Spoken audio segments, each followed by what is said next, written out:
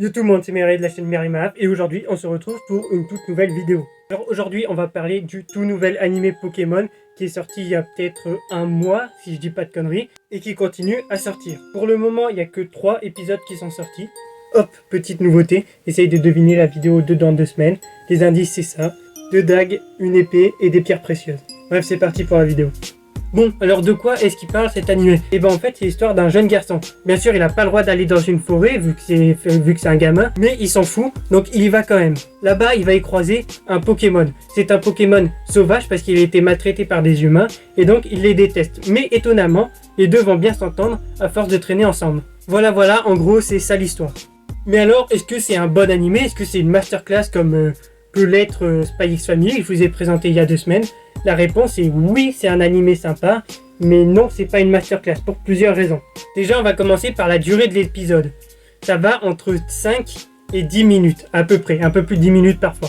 C'est très court, et pour raconter une histoire, c'est dommage parce que t'as pas assez de temps en fait. En parlant d'histoire, je trouve que la narration, au début en tout cas, est plutôt mauvaise. Ceci, c'est toujours sympa de voir le début de Pokémon avant que les humains et les Pokémon cohabitent. Mais cet animé n'a pas que des points négatifs, comme je vous l'ai dit, c'est un animé sympa à regarder.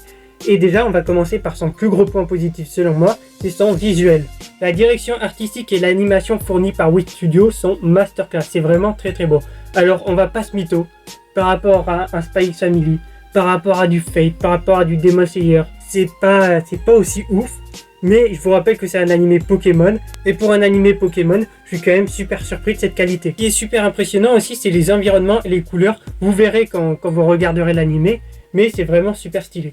Pour ce qui est des OST, il n'y en a pas vraiment qui m'ont marqué, et là je vais vous parler d'un petit problème qu'il y a donc dans ces épisodes. Le problème, c'est que tu ne peux voir qu'en anglais sous-titré français, et c'est vraiment dommage. Pour ceux qui ne savent pas, en fait, cet animé est posté sur la chaîne officielle de Pokémon, et ils ont donc décidé de mettre un doublage anglais avec une version française pour les sous-titres. Et là, je trouve ça complètement con. J'aurais préféré, à la limite, regarder tout en VF plutôt que me faire chier à regarder les sous-titres avec le doublage anglais, quoi. Ou sinon, faire comme d'habitude, nous mettre le doublage japonais sous-titré en français. Ça me semble le plus logique, quand même.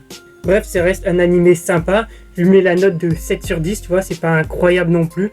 Et regardez-le, c'est sur la chaîne officielle de Pokémon.